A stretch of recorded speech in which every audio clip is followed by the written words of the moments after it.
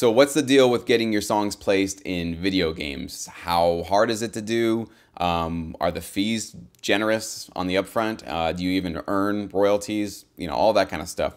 Well, I would say that I have gotten my songs placed in 2 video games in my almost 10 years, and it's amounted to maybe about $1,000 between the 2 of them that I've earned in upfront fees and 0 in royalties. So here's what I will say.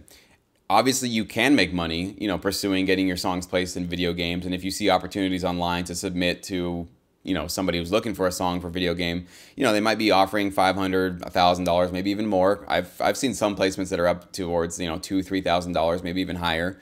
But a lot of times they're not going to be giving those kind of fees unless you have sort of a popular song already and they want to use that popular song to appeal to their, you know, users and their players.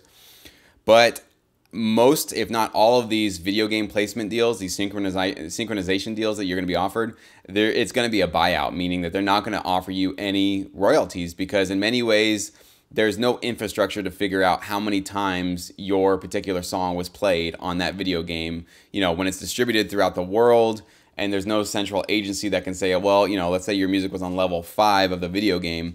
I don't know, other than being connected to the internet and then monitoring their users' player use and how long they were there. You know, it's the infrastructure is not there yet to keep track of how many times somebody heard your music and your track on that level 5, hypothetically.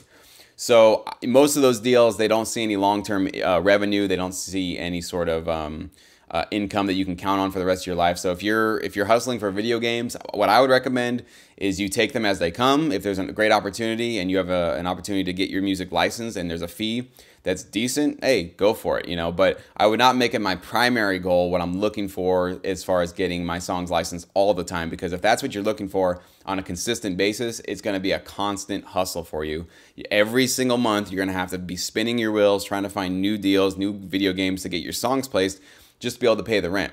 Whereas if you try to go for, you know, TV shows, movies, commercials, things that air over and over and over again in a medium where there are, you know, agencies and networks that are actually tracking what gets placed and you can keep getting paid every time these shows and TV and networks air your music, well, then now you're talking about long-term royalty income that you can count on for years, if not decades to come for the rest of your life. So video games, you know, it's a nice little supplemental thing for your income as a producer, but I would not look at them as my primary source of trying to make money in this business. If you want to learn more about the TV film music licensing business, then click this video right here and you'll be sent a free crash course which will teach you everything you need to know to get started today.